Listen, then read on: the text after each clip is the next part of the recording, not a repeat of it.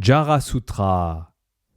Que cette vie est courte où l'on meurt sans franchir le siècle, et même si l'on dépasse ce cap, on meurt de vieillesse. Les gens se lamentent pour ce qu'ils pensent être mien, car aucune possession ne demeure, rien n'est possédé à jamais. Et voyant cette séparation simplement telle qu'elle est, on ne devrait plus vivre une vie domestique. À sa mort, une personne abandonne ce qu'elle pensait lui appartenir. Comprenant cela, le sage ne devrait vouer aucune dévotion au mien.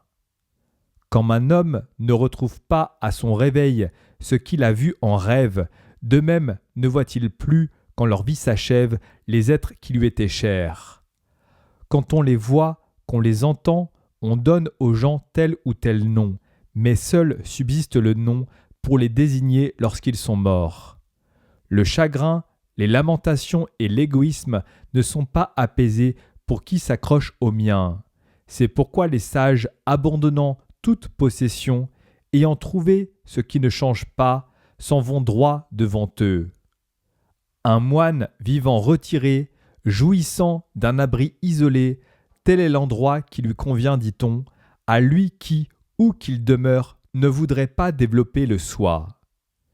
Où qu'il aille, le sage indépendant ne considère rien comme lui étant cher ou pas.